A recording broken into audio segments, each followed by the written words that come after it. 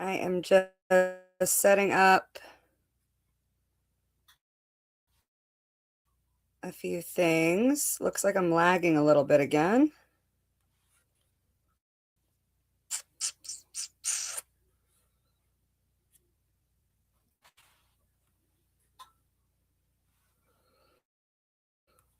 Just a minute, guys. If you're here, go ahead and comment so that I know you're here. And yes, I'm aware there is a lag, and I believe it's because I'm sharing my screen. We'll go ahead and put it up there.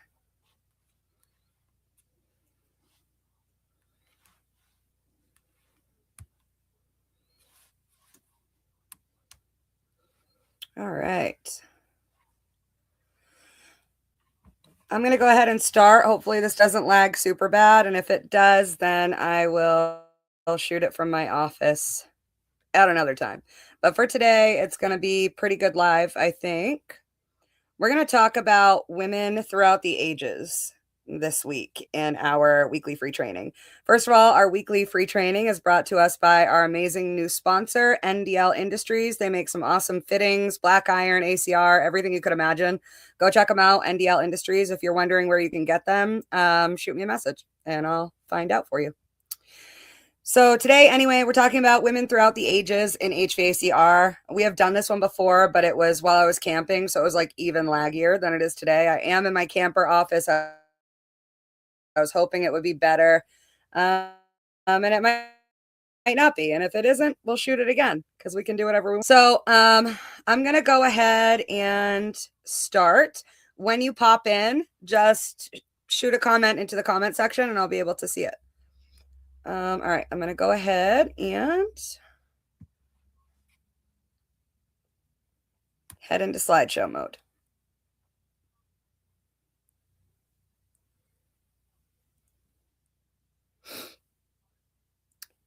Guys, yes, I'm aware it's laggy. It's either because of the camera, me using my actual laptop camera and not my external camera, or it's the fact that I'm in my camper office today. I had hoped that it would be better than the last time. If it's not, we'll go ahead and reshoot it again. But for today, we're talking about women throughout the ages in HVACR. Thank you, NDL Industries, for making it possible through my influencing for me to pay for these, to be here for these free trainings that we have every week.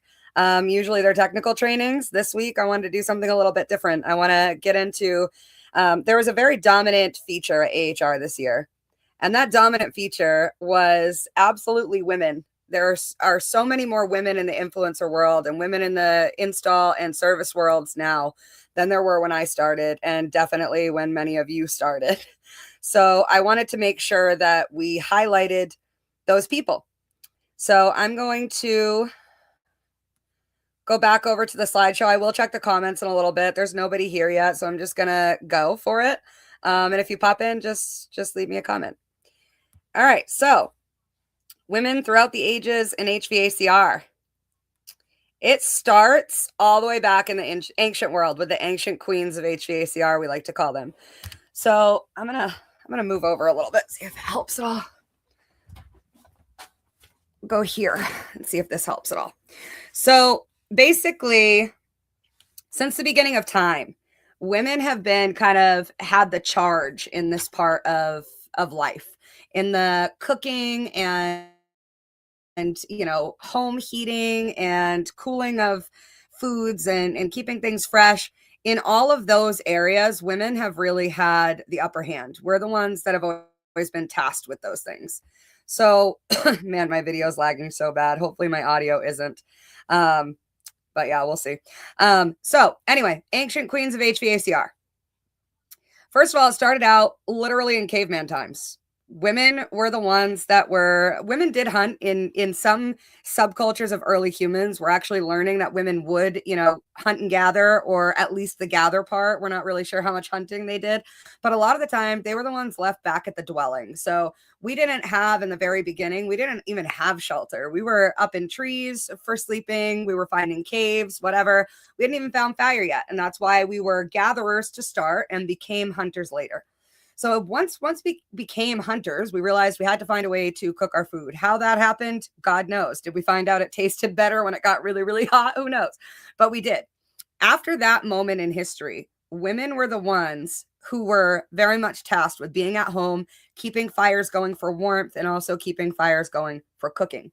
So it starts out really, really, really early in the human evolution, right? But as we get kind of later into historical documentation, so like when did history start? History for us starts when we have a way of tracking it, right? So unless it was written down or drawn or there's evidence of it, we don't know for sure what happens. When do we start to know that women were absolutely part of the HVAC tech world in the very, very early ancient world? That would be with the priestesses of the hearth. There were Greek and Roman priestess of the hearth. We'll move on to the Greeks a little bit in just a minute. But the Vestal Virgins in Rome were really, really the first documented women fire tenders that we have. Women exclusively tended the sacred fire of Vesta. So Vesta, the goddess of the hearth, the goddess of fire. These women would work 24 hours a day around the clock. They would sleep in shifts. They would eat in shifts, and they would sit in shifts. Most of the Vestal Virgins were, well, they had to be pure, right? They had to be virgins. And these females, these virgins, would stand around tending the hearth in the temples of Vesta in order to keep them burning at all times. They would burn 24 hours a day. So one of the reasons was religious reasons, right? To idolize, Vesta, or to, I guess, give her kind of a sacrifice of themselves, right? To keep those fires going was to sacrifice for their goddess. But also because it's cold in those, big Greek temples and Roman temples. So they would keep these fires going 24 hours a day, no matter the weather outside. And this was all done by virgin women. Pretty incredible story there. And then we have, as we move forward, kind of, obviously the Greeks adopted a lot from Rome. So we have the Greek priestesses of Hestia. In Hestia's temple, same thing. These fires had to burn 24 hours a day. Men weren't coming into a, goddess's temple and burning those fires. That would have been unheard of. It was only women who would be tending these fires. Their duty was religious, but it reflected women's broader roles as keepers of controlled heat. Imagine, what do we women in HVAC do today? We're keepers of controlled heat. As time went by, it's documented that women in Rome, Greece, and even Mesopotamia, the earliest civilizations, right? That's what we're talking about here, were the primary fire tenders in the household. And I would even add in commercial buildings as well, talking about these temples. We would obviously need to tend the fires for warmth and cooking at home, but also that could be your job. Fermentation and preservation were also really, really, really critical at the time because we didn't completely understand the reaction of food to temperature at that time. We had just basic knowledge enough to instinctually not poison ourselves, right? And that was just from generation after generation of people poisoning themselves and what not to do. But that was really all we had at that point. So we were fermenting and we were preserving, but we were doing that based on, high heat or extreme low temperatures outside. So that's kind of how it started. All of these women and all these different cultures that I've put on here are all testaments to the very beginning of women tending heat. Now, when we go a little bit further on in history, down to about 3000 BC this is where we can track. Again, you guys, this is not exactly how long this has been happening or how long humans have been around. We can only go by where in history did people start to document history. And so about 3000 years ago, we have evidence of ancient Egyptians, ancient Persians, ancient Mesopotamians, Greeks, Romans. All of these people were kind of coming together to say, how can we keep our food safe and edible, but also how can we keep our homes warm and how can we cook our food, right? And again, the temples as well. So we came up with all kinds of crazy ideas, what we think of as crazy ideas now that were actually incredibly genius and are still used today, 3000 years later. So that's pretty insane. We start with the ancient Egyptians on this page. They used zir pots. A zir pot is pictured here up at the upper left-hand corner of the page. Basically, they were just clay pots, clay jars, and they cooled water through evaporation. So salt would go in this outer rim that you see here, and it would evaporate water with the food on the inside ring. And what that would do essentially is create a mini refrigerator, right? These tiny little coolers, basically, essentially. And that would keep produce, fruits, vegetables, even meat, very, very cold for, a really long time throughout the day. And what they would do is just replace that salt and that water to create kind of a passive cooling effect within those zir pots. Now, we have frescoes depicting women carrying jars and or zir pots, storing food in cool, shaded, ventilated areas. All of these are forms of early refrigeration, and most of it was done by women. Women were the ones in charge of the food. Women were the ones in charge of feeding everyone. So when it came to keeping it, edible, that was a woman's job. They would carry around these zir pots. They would make sure that if they had to leave their homes for hours at a time, they would take a bunch with them, which I found really interesting when I found that, because they had to be able to change out that water and that salt. Very, very cool. As you can see at the bottom here, if anybody wants to take a picture of this to look at it later, it does show how zir pots work exactly using evaporative cooling. Now, another one of my absolute favorites of the ancient world, and maybe my absolute favorite, is the ancient yaktals. And these yaktals were used by the ancient Persians, and they're even in parts of ancient Mesopotamia. They have ruined ones that are no longer working. In a lot of these areas in Persia, they have working yaktals still to this day. They use them as community ice pits. So not only would these giant, massive pyramid-like structures keep food cold, right? They would absolutely work as kind of a community refrigerator, but it also created ice just using passive cooling. Very, very cool. If you aren't familiar with yaktals, go and look them up. This kind of picture in the middle of the zir pots there shows the inside of it. This bottom area with the steps that go down to it would be the ice pit area. It would create ice under certain circumstances. At the top, they would keep all of the nobles in the area would keep all of their food there, and it would be heavily guarded, and it would be well taken care of. It would be monitored. So if, some of your food went bad, somebody would immediately know, get it back to your household and let you know that was happening and why. At the top of these yaktals, you can't see it super well in the picture of the outside of the yaktal here, but there are little holes. Those holes are actually wind towers. So they have a fan moving within that area to move the air in and out of the yaktal. So it's pulling air from outside, it's conditioning it essentially, pushing it into the basement and sending it out the top of the wind tower at high speeds. This is what gives us that passive cooling. Women likely directed domestic cooling practices. Again, we were the ones that were home. The men were out doing the business. So we would keep milk, wine, grain. I would add meat, fish, produce, all of these things. We kept them cool. That was our job. One of our biggest jobs was to keep the food cool or cook it so it's hot, right? So even further on in the ancient world, so we have a very, very long history here. Even further on in the ancient world, we have Cleopatra, right? So the Cleopatra we know and love today presided over a court that employed advanced cooling, perfumed fountains, shaded chambers, evaporative cooling. Roman historians mention her ice-cooled banquets. That's how famous they are, that today in 2026, we have documentation and proof that Cleopatra was well known for her ice-cooled banquets, which required female staff to manage imported snow and ice storage. So they would not be able to create their snow, within the city of Luxor, right? What would happen instead, or Alexandria in this case, what they would do instead is those yaktals from further away, underground ice storage, all these ways that they were creating ice, they would carry it. They would physically have it sent, shipped, early forms of shipped, right, to these banquets. And Cleopatra would have it stored somewhere that it could stay cold enough to maintain its solid form, right? So these women would go back and forth throughout the entirety of the banquet, and they would just keep filling these big bins with ice. They would keep the food on ice. They would keep the drinks on ice. They would keep air moving across big bins of ice as well, which acted as early air conditioning. So Cleopatra was known for it. If you were going to go to a Cleopatra party, you were going to be nice and cool, and you were going to have the icest cold drink you could possibly get. Very, very cool that we have like this kind of little social tidbit about Cleopatra where everyone was like, ooh, I want to go to Cleo's party. And one of my favorite stories in history is the love triangle, right, between Mark Antony, Cleopatra, and Julius Caesar. So I had to add that on the page as well. Now, another really highly regarded woman in medical cooling, we'll say, we'll start there, was Saint Hildegard. So Hildegard of Bingen ended up being Saint Hildegard of Bingen.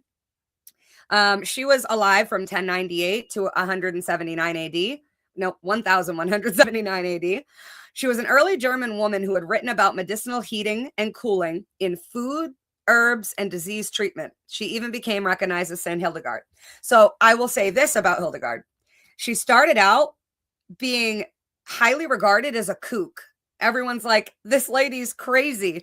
Look at this lady telling us we're getting sick because our food is too hot. She's nuts. Like, we've been eating this for years, right? You've been eating this for generations, and this food has been making you sick only when it's warm, right? Only when it gets too warm. She ended up being sainted because her work in the medical field, when it comes to slowing disease with cooling, moving forward medicines, using heating, all these different ways of keeping food cool so that they don't make you sick. She did so much research. Her journals are still available in translation, of course, revamped for us to read today. Very, very, very cool lady Miss Hildegard was. Definitely look into her if you're looking for a rabbit hole to go down. So I don't like to huddle on the Middle Ages and the Renaissance when it comes to just about anything. I don't know how, but we became extremely stupid during this time period. Sorry if I'm lagging you guys. Felicia, nice to see you. I just wanted to come back and check the comments, make sure that this was working correctly. Okay, so moving on. In the Middle Ages, we did a bunch of stupid stuff, right? We spread the plague. We were killing ourselves by eating things that were not good to eat. We were very, very dumb. We went from being like one of the smartest species ever to be created to just this period of absolute idiocy, which is the Middle Ages, right? Right through the Renaissance. But some cool things came out of it in the HVAC world. So one of my favorite things is the wind catchers in the Moors, okay? So in Moor, Spain, in the Middle East, women in wealthy households managed qanats, underground water channels, wind towers, and courtyard cooling systems. Yes, I said courtyard cooling systems. They were cooling the outside. Very, very cool. In the Middle East, these were very popular. These are still very popular today in the Middle East and in other parts of Spain. And we have them in Europe now as well. So basically, a few of these things, just to break them down, the underground water channels would basically go from whatever cold water source there was, whether it be a lake or an ocean or whatever it might be, an aqueduct, right? And it would run under the courtyard. There would be essentially pipes. It wasn't in pipes, but essentially, if you think of piping today, this is the best way to explain it. It would run underneath the courtyard and it would come out a fountain.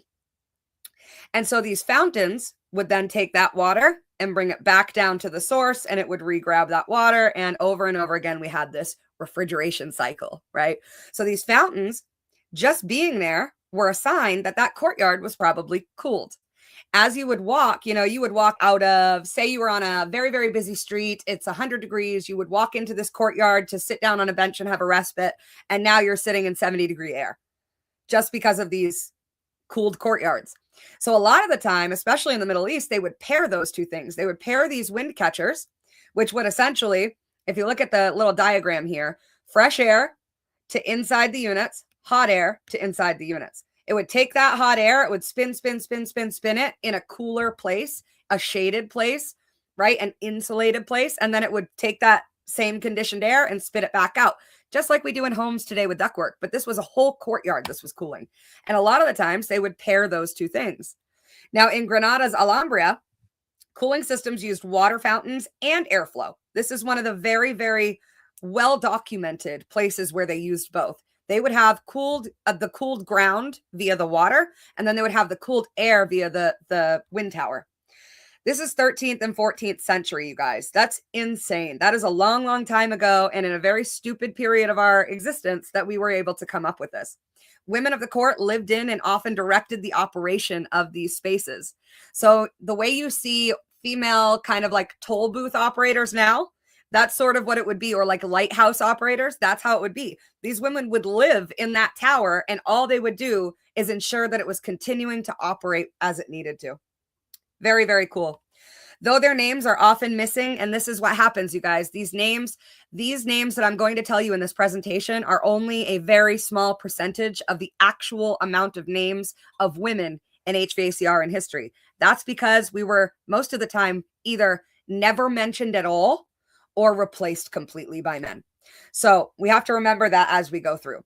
Though their names were often missing, aristocratic women in Islamic courts played huge roles in this part of it, in cooling courtyards. Moving on a little bit more into the medical field, women physicians and apothecaries in this period, such as Trotula of Salerno, very, very famous. I will say medical researcher. That's what I'll call her.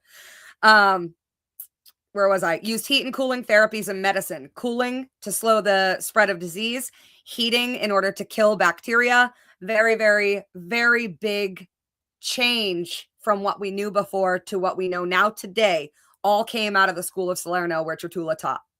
It's sometimes called the first medical school, even though it very much was a school on just keeping humans alive, not necessarily like curing specific diseases. It was just kind of like the practice of what do we need to do as humans in order to stay alive, right?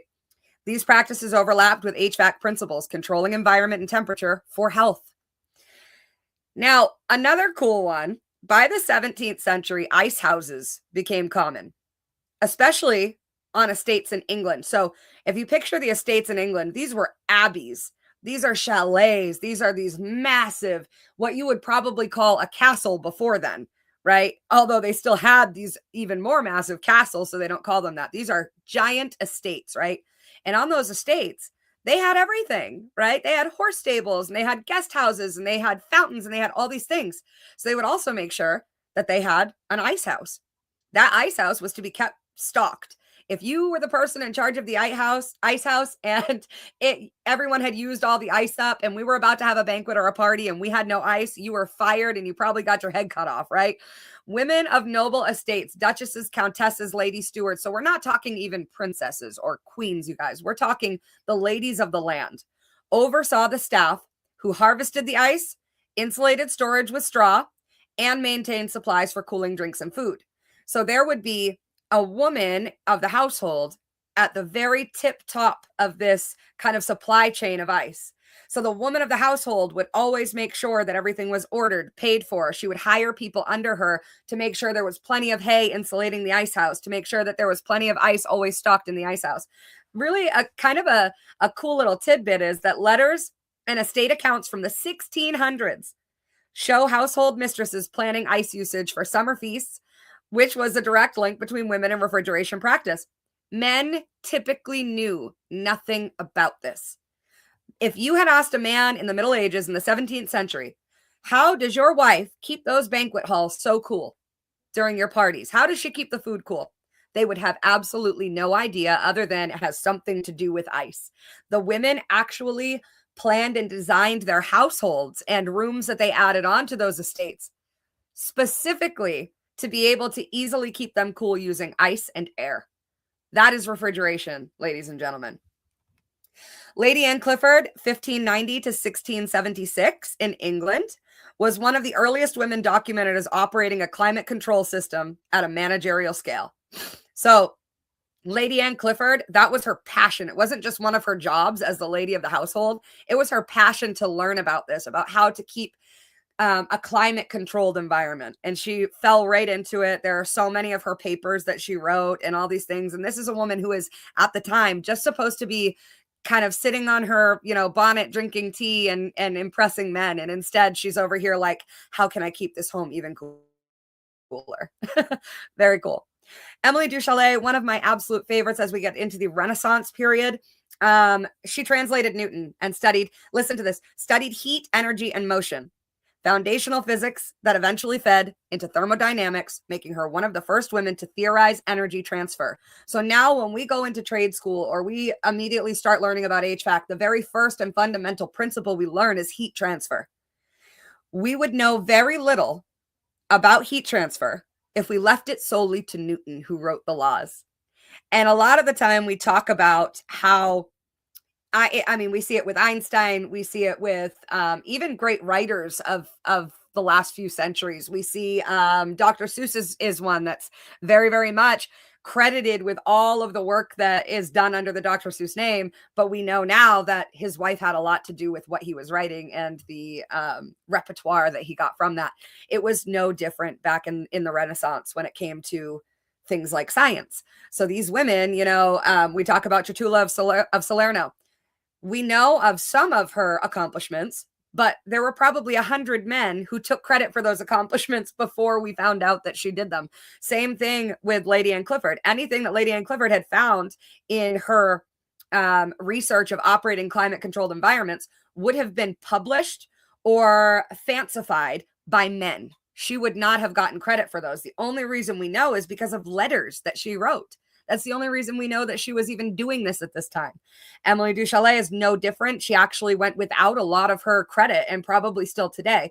We've managed to uncover what was actually hers, but we don't know how much of that there was. We just know that she was doing this work. We do know that she was also foundationally dumbing it down for us, right? So women tend to have a different thought process than the men around. And everybody at this point in time was rushing to try to figure out the theory of heat transfer and the physical laws, right? Sir Newton is definitely the one we attribute to those, but he is not the only person that contributed to them. Always remember that. There's always, behind every great man, there are several great women. All right, let's get out of this horrible moment in history that we like to call the Middle Ages and move into the moment when women really put their big girl pants on, right? The first pioneers that I would call actual pioneers of the HVAC industry that we know today, the modernized HVAC industry, would be the ones that came during the late 1700s, 1800s to the present. So women in the 1800s were already managing coal stoves, fireplaces, parlor heating appliances, you name it. If it existed and they were for the home, women were the ones that were running them, right? So not necessarily as a job, but this is where we first start to see those female names popping up as this is her career. These are the first ones that we're actually allowing these women to have their own credit attributed to themselves and not to some man where they had written, Mr. Dolly Bonds and Mrs. That's how a lot of patents before this time would have come out, would have been written. If a woman had written it, if Mr. Pollybond's wife had written the patent, Mr. Pollybonds would get the credit, and Mrs. It wouldn't even have her actual name. And they did that very much on purpose, intentionally. So the female pioneers of note, let me start out with kind of an introduction to this. This is why I wrote this, because there are so many from this time period. Many female household inventors experimented with stoves and heaters, but often published under male relatives' names. Like I said, from the early 1800s list, Mrs. without first names, hinting at women's involvement, but with no actual credit given, right? But in the late 1800s, one woman made sure to mark her name on HVAC forever. And this is one of my absolute idols. There are many in this presentation, but Miss Margaret A. Wilcox is probably at the very, very top. Margaret A. Wilcox is one of the reasons I wanted to be an engineer. And I think that while she began the pioneering of females in STEM, we are still very much pioneering that. This is still not a widespread thing. We are 2% of the industry. No matter where we go, we're only 2% of the crowd. It's very, very important that we continue Margaret's work because it can't all be up to her and women like her, right? She was one of the first women granted a mechanical patent in HVAC. Think about that. All of those centuries I just showed you that women and men have existed together. And not until 1838 or 1893 was a woman granted an actual mechanical patent in HVAC. Really heavy if you sit with it long enough. It's really heavy to me that it took that long. Invention, her first invention anyway, that she was guaranteed a patent for, a carriage/car heating system that diverted engine heat into the cabin.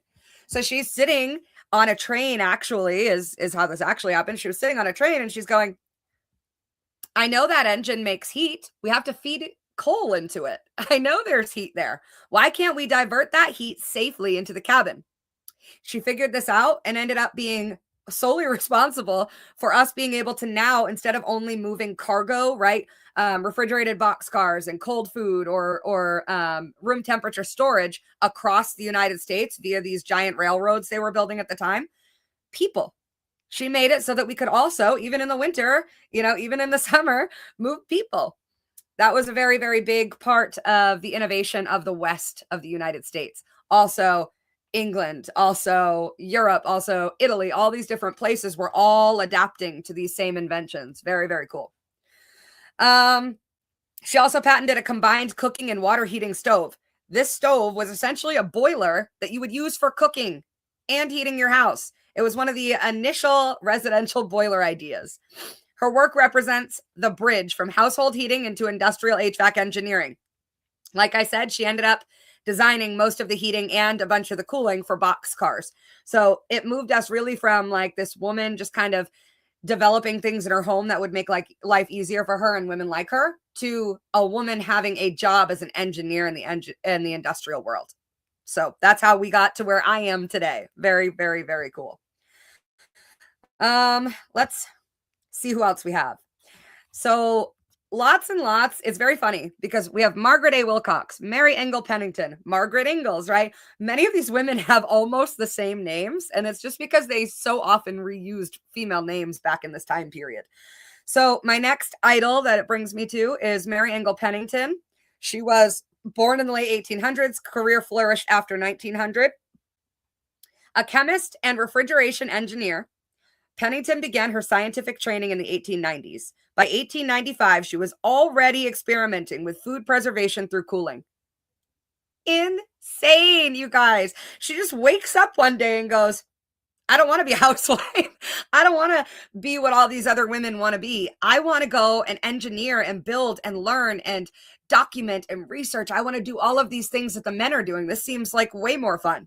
And then not only does she do it, but she succeeds in it to a point where she is still just as famous today, even more so today. So she is the one who took all of those carriage heating and cooling ideas that came up during Margaret Wilcox's kind of reign on the industry, and she perfected them. She made them possible beyond theory. Not just will this work on paper, but does this work and how can we prove it? So later on in the 1900s to 1920s, she became the refrigeration pioneer of the U.S. Department of Agriculture, designing refrigerated rail cars and home cooling standards. She created kind of the list of do's and don'ts for household refrigeration. So if you had a refrigerator, you had just got that refrigerator. They were brand new. So we didn't know at what temperature does our chicken need to be to not cause salmonella or disease spread. At what temperature should we keep our butter, our milk, all these things? Nobody knew those things yet. They just had these refrigerated boxes in their homes now, and they were like, throw it in there, used it like a cooler, basically, right? Well, not Mary Engel Pennington. She said, we can dial that in even more. I can guarantee you that nobody in the future will get sick if they keep their foods at this temperature. And she created this kind of template that we still use today for that.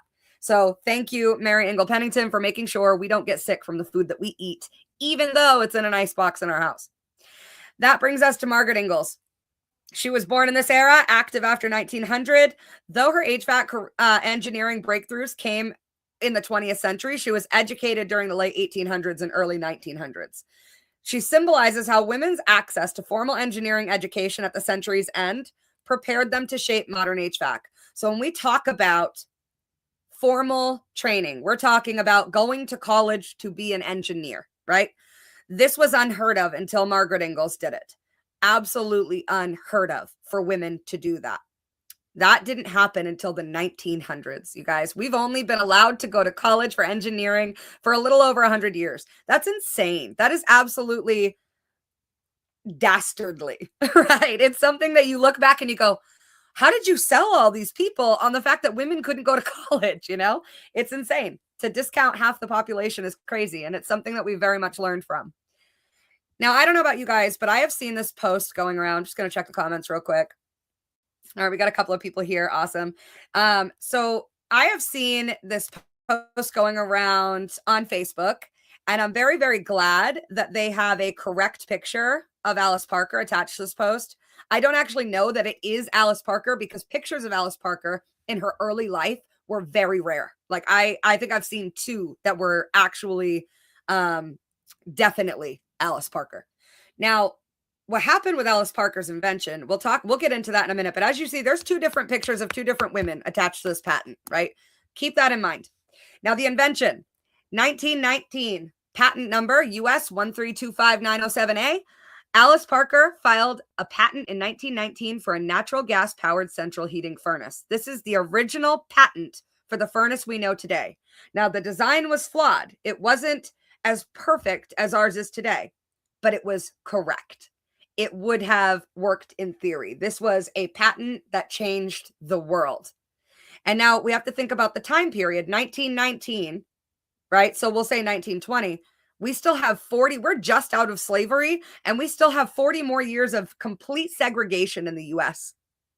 Even more than 40 years, right? Almost 50 years of complete segregation between white people and black people in the United States at the time that Alice Parker officially publishes this patent.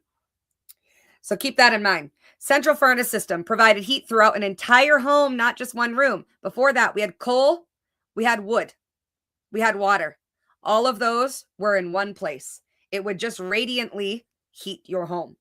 Now, Alice Parker's invention took all of those kind of good things about that form of heating and was able to direct the flow of air, of heat, essentially of energy, to different rooms throughout your house. Now, again, it wasn't perfect. It's not exactly what we have today, but it was the exact same concept we use every single day in forced air cooling and heating today. Ductwork distribution. Parker's design suggested separate ducts to direct warm air to different areas in early concept of zoned heating, right? Using one unit to heat multiple areas. Fuel efficiency and safety. You have to think we were using coal and wood.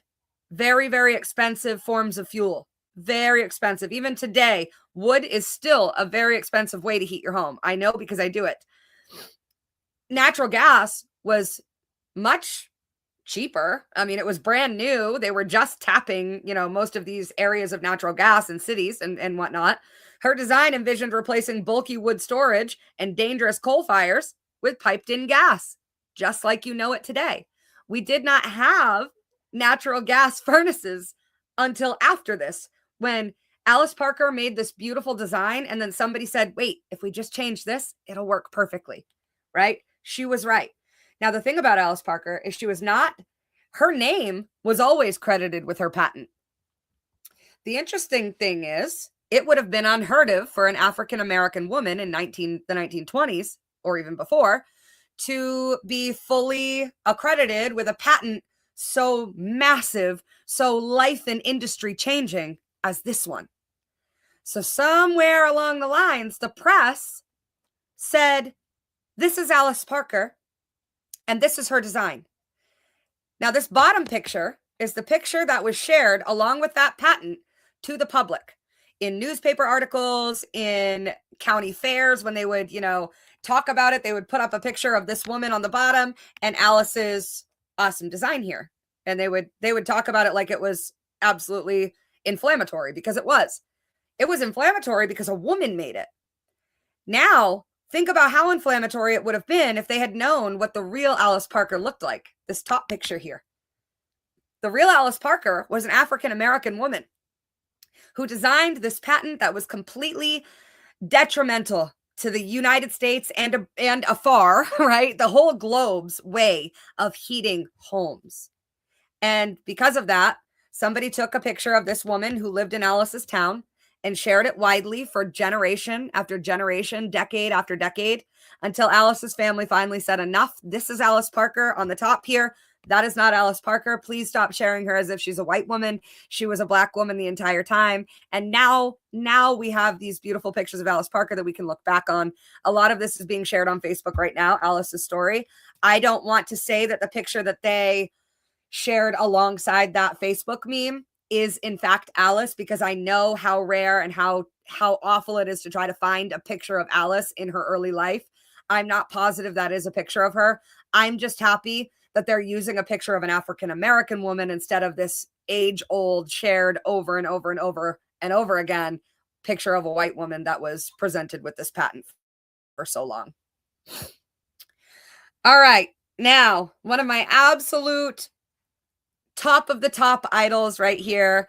She, Maria Telkes is incredible. These things that I'm going to list as her accomplishments are not her only accomplishments. If you want to know more about Maria Telkes, I urge you to go and research her because there are accomplishment after accomplishment after accomplishment. This is just the one that I love the most. Maria Telkes, known as the Sun Queen. We're talking 1900. She died in 1995. So within that 90-year kind of, I would say even maybe 70-year span, she had more accomplishments under her belt than most men of the era. She was Hungarian American, a physicist and biophysicist, specialized in solar energy for heating and cooling. Co-designed the Dover Sun House. If you want a rabbit hole to go down the Dover Sun House rabbit hole. It was built in 1948, designed in 1948. One of the first solar heated homes using Glauber salt for thermal energy storage. She also invented a solar powered oven and contributed to solar distillation, water desalination, right? How do we clean our water using solar power and not so much fuel? Legacy. Telkes is a direct link between HVAC and renewable energy integration. Only now in the heat pump boom are we seeing a pairing between sustainable energy and HVAC. We've always been known as the guys who used up, the most fossil fuels, who vented the most refrigerant, causing the entire ozone depletion problem we've had, in the world in the last 200 years. Everybody's always despised HVAC when it came to sustainable and solar energy, okay? But not only until Maria Telkes came along, because she not only created a self-serving home, right? A solar self-serving home, but she also made it heated. She thought of the air conditioning. Most engineers and architects absolutely do not. They thought of that. Maria Telkes made absolute sure that every part that would use fuel in this house, that fuel would be solar power. But how do we store it? So she and a bunch of other designers designed the house itself. But Maria Telkes is the one who realized that they could use Glauber salt to store that energy. So we have solar. We understand how to harness rays from the sun. We gather enough joules. We turn it into, kilowatts and watts, and we use it for power. But how do we store it? At the time, we didn't have these massive batteries that could store all the joules you wanted, like we do now. Back then, we had to have a substance that was capable of storing it because you would never get enough batteries in there. And even if you did, most of the good ones weren't even invented yet. So what she had to do was find a substance that was capable of storing all of this energy that it was going to take to run this house. What did she choose? Glauber salt, still used as a form of thermal energy storage today in some solar applications. Maria Telkes is a beast. She absolutely stormed the world in 1948. And we're talking like post-war, every time we have a depression, especially not just in the US, but especially in the US, anytime we have a depression, what comes from that is creativity, right? People get really, really creative to move to the next step in life. That depression could last your whole entire life. So you're just going to wait for it to be over to make any accomplishments? Absolutely not. So what happens after a depression, especially in the US, is this boom of creativity and forward thinking and innovation. And Maria Telkes is a perfect example of that. 1948, the Dover Sun House became just a idol of sustainable energy and HVAC pairing together in order to create that forward movement in a depression, right? How do we do this for cheaper? People couldn't afford the last 8 years. People couldn't afford the fuel that it took to run their homes. They couldn't afford the electricity. Some places still don't have electricity at all. What do we do? How do we move forward even though we're in an absolute depression where people have absolutely no money? This is how we do it. This was her idea. And she was absolutely right. It just wouldn't catch on widely until, decades later.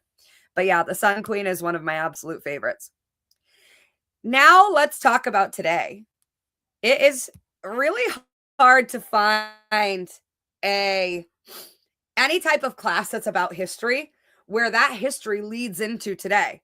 We have to tie it all together, right? We can't just say, this is what they did. It separates us from them.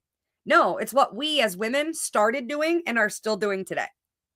So we have a few people that I would love to introduce you all to in case you don't know them. Nora Magero is one of them from Kenya. So her innovation was that she invented the VaxiBox, a portable solar-powered refrigerator for vaccines and temperature-sensitive medical supplies. It maintains cold storage for up to 10 hours and is designed for deployment via motorcycles, boats, or bicycles, specifically for remote regions where they don't have cars. In Kenya, in her home country, there is a ton of heat and barely any transportation. So what they have to do is get very, very creative and innovative. She created this VaxiBox because once they could get vaccinations into these kind of more remote places, we're talking Haiti, we're talking Uganda, we're talking these places that are very much sealed off from the rest of the world and in the third world. So to get medications and vaccines from our world into theirs, we've got to adapt to what they have available. What they have available is motorcycles, Vespas, scooters, bicycles. So what did she do? She created this self-sustaining, first of all, no need to plug it in, no need to do any of that. It maintains for 10 hours and then it is recharged via the sun, right? And she creates this ability. Not only is this a box that is capable of carrying vaccines to the most remote regions of the world, this is a saver of millions of lives to come. Her design, Nora's innovation, her forward thought is the direct catalyst to saving millions of lives. That is insane. Imagine being a refrigeration technician who invents something that continues on forever and ever and ever and ever, infinitely, to save millions of lives per minute. That's what Nora Magera has done. I am so impressed with this woman, and I just hope that everybody understands that that is something that she should always be accredited for, and that nobody else should be able to take credit for this original VaxiBox, because we will have thousands of different types come out, and we have since then. But the original VaxiBox idea came from Nora Magera, a woman out of Kenya. A couple other women I like to bring up is Amy O'Grady from the USA. Her role is the executive director of Women in HVACR. Now, we are not affiliated HVA-Chicks and Women in HVACR, but we have a lot of, there's only so many women in HVAC. So we have a lot of, kind of cross sponsorship. We have women that are here and also there, or they have programs that we don't, put our time into. We have programs they don't put their time into. So we are really grateful for them being kind of a counterpart to us in order to, between our two organizations, we can always reach every woman, which is really, really special and important. So Amy O'Grady's role, again, is the executive director of WHVACR. She leads national initiatives in mentorship, education, and workforce development to increase female representation in HVAC trades. Now, the next one I am so, so proud of, and I will tell you guys why, but this is Holly Paper from the US. Her role is that in 2024, she was appointed as the first woman president of Trane's commercial HVAC division. Now, there's a couple of keywords there. She is one of them, right? But also 2024. It was not until the year 2024 that a female of any kind was able to gain presidency over Trane's commercial HVAC division. Holly Paper, though, was able to do that in 2024.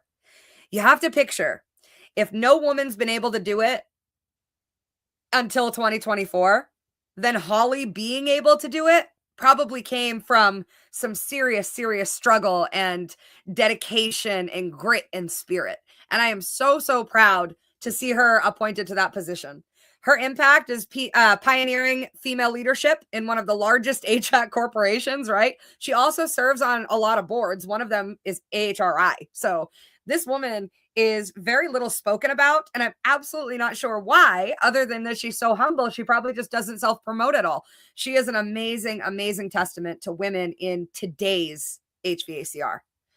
Now, I also like to bring up something that's never happened in history, something else that women now today are pioneering, myself included, and that is influencership. Women were the last to HVAC, right? But women are the last to most things, right? Especially trades. So in trades, when men decided to start influencing, they were at the top of their game, and they still are today. It's still incredibly hard and takes a ton of determination. It takes very thick skin. It takes a whole lot of bullying, a whole lot of being able to withstand cruel and indecent comments that we get to become a female trade influencer. It is really, really hard, you guys. And I can say that because I'm living it every moment of my life. I have been through probably more trauma just becoming an HVACR influencer and trainer than in any other career I've ever had. And that's saying a lot because I've always been a woman, right? A few of note that I am incredibly proud of, and I am, just to be clear, I am incredibly proud of every female technician, installer, anybody in this field that has decided to come out and say, I'm here, I'm not afraid. And even if I am afraid, I'm going to keep moving. I am so incredibly proud of every single one of those people.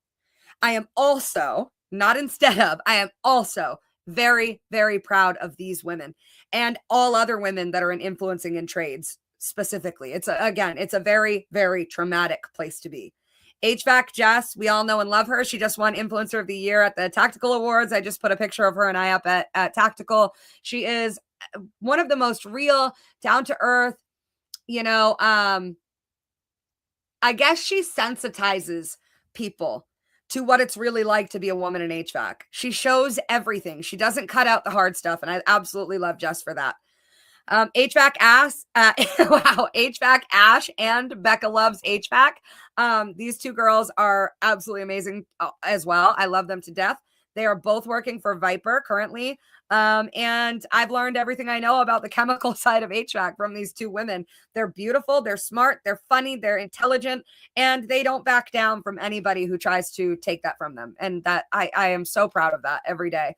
Lava Girl is a young part of the younger generation of female influencers in HVAC, and she hangs right there with the guys, with us. She is no different than anybody else, even though she has done this in far less time as the rest of us. I am so proud of Lava Girl as well. Miss Mini Split, Rachel Samala, you might know her as Brittany as well. One of my very first female friends in this industry. I cherish her every day. She has done things that no other female technician, let alone influencer, has done or ever will do. And she does it on her own. And I am so proud every day, as well as being a mom.